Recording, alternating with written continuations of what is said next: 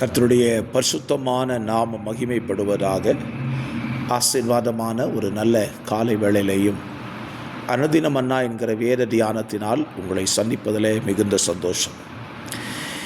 கிருபையாய் கர்த்தர் நமக்கு கூட்டி கொடுத்த நாளுக்காக கர்த்தருக்கு ஸ்தோத்திரம் சொல்லுவோம். இந்த நாள் மார்ச் மாதம் 4ஆம் தேதி செவ்வாய்க்கிழமை காலை வேளை. இந்த காலவேளை நம்முடைய தியானத்திற்கான அதிகாரம் யாத்திராகமும் 36ஆம் அதிகாரம்.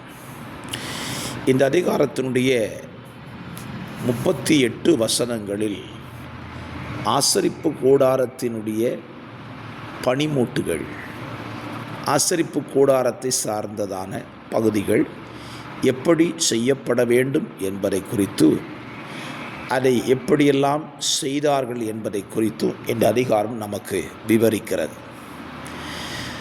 தேவனுடைய ஆலயத்தில் நடைபெறுகிற வேலைகளை நாம் இந்த அதிகாரத்தில் கவனித்தால், இந்த ஆலயத்தில் வேலை செய்தவர்கள் ஞான இருதயம் உள்ளவர்களாய் இருந்தார்கள். தேவனுடைய ஞானத்தை பெற்றவர்களும் இந்த ஆலயத்தில் பணிவிடை செய்தார்கள். இதை குறித்து 36 அதனுடைய 8ஆம் வசனத்திலேயும் 1ஆம் வசனத்திலேயும் வேதத்திலே ஆண்டவர் சொல்லி வைத்திருக்கிறார். இந்த வேலையை செய்யும் பொழுது ஒரு காரியத்தை நீங்கள் கவனிக்க வேண்டும். இந்த அதிகாரத்தில்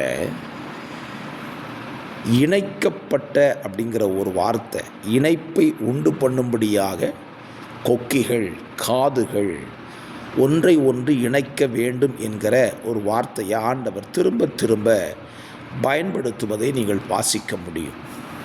பலகைகளையும் ஒன்றிணைக்கச் சொல்லுகிறார், திரைச்சீலைகளை ஒன்றிணைக்கச் சொல்லுகிறார், மூடு திரையை ஒன்றிணைக்கச் சொல்லுகிறார். அப்போ இணைக்கப்பட்ட ஒரு பகுதி தான் ஆசரிப்பு கூடாரம். அந்த ஆசரிப்பு கூடாரத்தில் பிரிவு என்பதற்கான எந்த சாத்தியக்கூறுமே இல்லை. எல்லாமே இணைக்கப்படுதல் அப்படிங்கிறதுக்கு இந்த காலவெளியிலையும் தேவன் நமக்கும் ஒரு நல்ல ஆசரிப்பு கூடாரமாகிய தேவனுடைய ஆலயத்தை தந்திருக்கிறார்.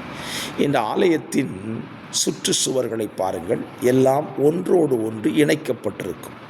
கதவு ஒன்றோடு ஒன்று இணைக்கப்பட்டிருக்கும், ஜன்னல் இணைக்கப்பட்டிருக்கும், சுவர்கள் இணைக்கப்பட்ட சுவர்களாக இருக்கும். அப்பொழுதுதான் அது முழுமையான ஒரு ஆசரிப்பு கூடாரமாய் தேவாலயமாய் மாறுகிறது.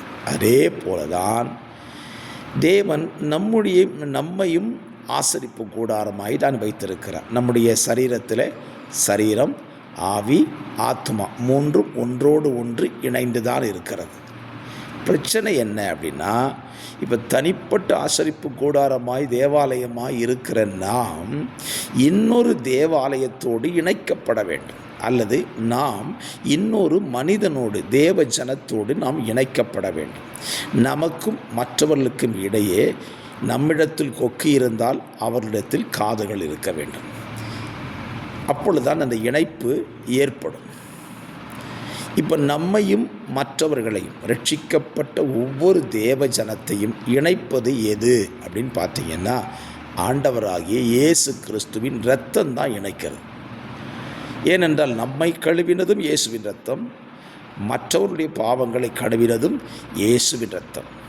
நாம் முகம் அறியாத சில நபர்கள் நம்முடைய ஆலயத்துக்குள்ளே வந்து தேவனை ஆராதிக்கும் பொழுது அவர்களை நாம் எப்படி அழைக்கிறோம்? பிரதர், சிஸ்டர் என்று அழைக்கிறோம். எப்படி அழைக்கிறோம் அவர்களை? பிரதர் என்று, சிஸ்டர் என்றும், சகோதரன், சகோதரி என்று எப்படி அழைக்கிறோம்? அந்த பகுதியை நமக்கு கொடுத்தது யார்? நம்முடைய இரட்சகர் அல்லவா? ஆகவே அந்த இணைப்பை அவர் ஏற்படுத்தி வைத்துட்டார். இரத்தத்தினாலே நம்மை ஒருவரை ஒருவர் என்ன செய்கிறார்? இணைக்கிறார். நம்முடைய பங்கு என்ன? நாம் ஒரு சபையில், ஒரு தேவாலயத்தில் தேவனை நாம் ஆராதிப்போமானால், தேவாலயத்துக்குள் வருகிற ஜனங்களோடு நாம் இணைக்கப்பட்டவர்களாக இருக்க வேண்டும். இணைப்பு என்பது எல்லாரோடும் இணைப்பாக இருக்கணும். நமக்கு பிடிச்சவங்களோடு கூட, நமக்கு ஸ்தோத்திரம், நம்ம வசதிக்கு, நம்முடைய ஸ்டேட்டஸுக்கு தகுந்தவர்களோடு இணைக்கப்படுவது அல்ல, எல்லாரோடும் இணைக்கப்பட்டிருக்க வேண்டும்.